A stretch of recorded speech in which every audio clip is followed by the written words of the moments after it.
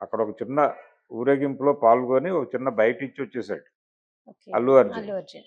దాన్ని ఈవెంట్‌గా చెబుతూ మీరు గతంలో ఒక ఈవెంట్ నిర్వహించారు. అది మాకు ఉపయోగపడింది. అంటే హుహు. ఆ ఎలక్షన్‌లో ఈ శబరి గారు అలాగే ఫరూక్ వాళ్ళిద్దరూ గెలిచారక్కడ హుహు. హ్మ్. టీడీపీ నుంచి. గెలిచి ఆ ట్వీట్ ఆవిడ ఈరోజు చేసినటువంటి ట్వీట్ ఇలా మాకు కలిసొచ్చింది మీరు రావటం. మీరు పాన్ ఇండియా లెవెల్‌లో పెద్ద సక్సెస్ కొట్టాలని మేము ఆశిస్తున్నాం అని హ్మ్. కూడా ఒక వాక్యం జోడించి హ్మ్. నంద్యాలలో ఈవెంట్ చేయండి అని పిలవటం హ్మ్. అనేది ఒక రకంగా రెచ్చగొట్టే ప్రోగ్రామే. అంటే అల్లు అర్జున్ అనేవాడు వైసీపీ మనిషి అని ఒక లైన్ తీసి మాట్లాడటమే హ్మ్. కనిపించకుండా. హ్మ్. పైగా ఆవిడ జనసేన పార్టీని ట్యాగ్ చేశారు దానిలో. Okay sir. హ్మ్. ఇది ఇలాంటి రెచ్చగొట్టే కార్యక్రమాలు నడుస్తున్నాయి హ్మ్. ప్యారలల్‌గా. హ్మ్. దీనికి కౌంటర్‌గా వైసీపీ వాళ్ళు ఈ సినిమాని భుజానేసుకుని అంబటి రాంబాబు హ్మ్. ఈ సినిమాని ఎవరైనా అడ్డుకుంటే మేము సహించం అన్నాడు మొన్నెప్పుడో. ఓహ్! హ్మ్. వైసీపీ వాళ్ళు ఈ సినిమాని ప్రమోట్ చేస్తున్నారు అనే దాంతో ఇతను టోటల్‌గా వైసీపీ స్టాండ్‌తో ఉన్నాడు అల్లు అర్జున్ అని. హ్మ్. అతను ఆ రోజున శిల్పారవి కోసం ప్రచారానికెళ్ళాడు తప్ప పవన్ కళ్యాణ్ గురించి మాట్లాడలేదు. అవును సార్.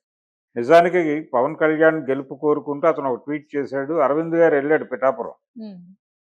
ఈ విషయాలు మర్చిపోతారు. ప్రపంచం మర్చిపోతుంది. ఇది హ్మ్. ఒక రిఫ్ట్ నడుస్తున్న మాట వాస్తవమే. హ్మ్. హ్మ్. అయితే వీటన్నిటికీ కూడా సమాధానాలు చెప్పే ప్రయత్నం చేస్తున్నారు వీళ్ళు హ్మ్. నెమ్మదిగా. హ్మ్. ఈ క్రమంలో ఇది గనక ముదిరి కుటుంబాల దాకా వ్యాప్తి చెంది కుటుంబాలు అంటే ఇప్పటివరకు వాళ్ళ మధ్య ఆ రకమైన గొడవలున్నట్టుగా బయటకెక్కడా లేదు. అంటే అవును. బయట ప్రచారం జరుగుతోంది. అవును sir. Mega family versus Allu family అనేది జరుగుతోంది గానీ, హ్మ్. హ్మ్. అల్లు అర్జున్ లాస్ట్ బర్త్‌డేకి చిరంజీవి గారు సతీ సమేతంగా వెళ్లి ఆశీర్వదించి వచ్చిన వీడియోలు ఉన్నాయి. హ్మ్. ఆ రోజున వాళ్ళ మధ్యన ఘర్షణ జరగలేదు. ఈ మధ్య ఒక 2 నెలల క్రితం వాళ్ళ కంపెనీ ఎంప్లాయీ ఒక అతని తాలూకా వివాహం జరిగితే గీతా ఆర్ట్స్‌కి సంబంధించి జరిగిందది. హ్మ్. హ్మ్. జరిగితే గీతా ఆర్ట్స్‌లో చిరంజీవి గారు కూడా ఒక రకంగా భాగస్వామే కాబట్టి, ఆయన సతీ సమేతంగా వెళ్లి ఆ వివాహంలో అతన్ని ఆశీర్వదించొచ్చాడు. హ్మ్. అదే ఫంక్షన్‌లో అల్లు అర్జున్ ఉన్నాడు, అరవింద్ గారు ఉన్నారు, అందరూ ఉన్నారు. హ్మ్. హ్మ్. వాళ్ళేమి ఘర్షణ పడి కొట్టుకోలేదు అక్కడ బానే ఉన్నారు. హ్మ్. హ్మ్. అలాగే అల్లు రామలింగయ్య గారి విగ్రహావిష్కరణ జరిగింది రాజమండ్రిలో. హ్మ్. హ్మ్. ఆ ఈవెంట్‌కి అరవింద్ అండ్ చిరంజీవి ఇద్దరూ వెళ్లి మాట్లాడొచ్చారు. అక్కడ వేదిక మీద చాలా సఖ్యంగా ఉన్నారు వాళ్ళు. పవన్ కళ్యాణ్ మంత్రి అయిన తర్వాత నిర్మాతలను తీసుకుని అరవింద్ గారు విజయవాడ వెళ్లి ఆయన కలిసాడు. ఆయనతో సినిమా పరిశ్రమకు సంబంధించిన సమస్యల గురించి మాట్లాడి బయటకొచ్చి మీడియాని అడ్రెస్ చేస్తూ మాట్లాడాడాయన. హ్మ్. ఎందుకు అలౌ చేస్తాడు ఘర్షణ ఉంటే ఆ 2 కుటుంబాల మధ్య పవన్ కళ్యాణ్, అవును సార్. దిల్ రాజో మరొకళ్ళో వెళ్ళాలి గదా! హ్మ్. సీరియస్ గొడవలేం లేవు వాళ్ళ మధ్య అనేది ఒకటి వాస్తవం. ఈ కుటుంబానికి ఏదైనా కష్టం వస్తే ఆ కుటుంబం వస్తుంది. ఆ కుటుంబానికి ఏదైనా హ్మ్. ప్రాబ్లమ్ వస్తే వీళ్ళొస్తారు. కానీ ఎవరి వ్యాపారాలు వారివి, ఎవరి ఎవరి ఐడెంటిటీ కాంపిటీషన్ వారిది, అవును సార్. హ్మ్. ఎవరి గొడవలు వాళ్ళవి. Okay sir. ఈ విషయంలో రాజీ పడదలుచుకోవడం లేదు అనేది చాలా స్పష్టంగా చెప్పేస్తున్నారు వాళ్ళు. హ్మ్. హ్మ్. ఈ లోపు ఎవరు బిట్వీన్ ది లైన్స్ తీసి మాట్లాడినా ఈ మధ్య వరుణ్ తేజ్ ఒక మాట అన్నాడు ఒక వేదిక మీద. 'మట్కా' సినిమా వేదిక మీద హ్మ్. ఆయన మాట్లాడుతూ, "నేను ఈ రోజున ఈ స్థాయిలో ఉన్నానంటే మా పెదనాన్నగారు, మా బాబాయి వీళ్ళు కారణం. వాళ్ళని మర్చిపోతే నేను కృతజ్ఞుడిగా మిగులుతాను" అని. హ్మ్. అని తన గురించి తాను మాట్లాడిన హ్మ్. దాన్ని, హ్మ్.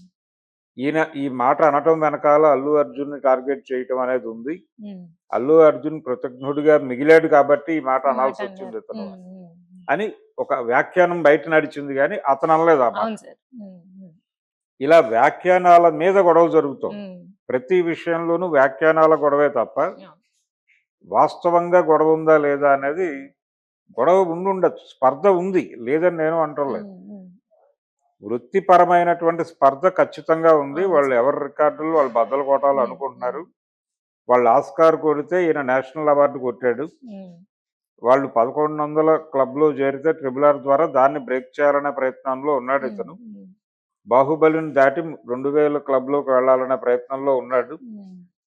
ఒకవేళ ఇది సక్సెస్ అయితే వాళ్ళు ఆ రేంజ్ ప్రోగ్రామ్ డిజైన్ చేసుకుంటారు. అవును సార్. ఇది నిరంతర ప్రక్రియ.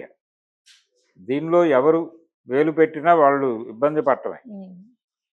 అందులో భాగంగానే ఈ గొడవలు జరుగుతున్నాయి. ఇవన్నీ సినిమాకు ఉపయోగపడతాయి అనుకుంటున్నారు. అది సార్.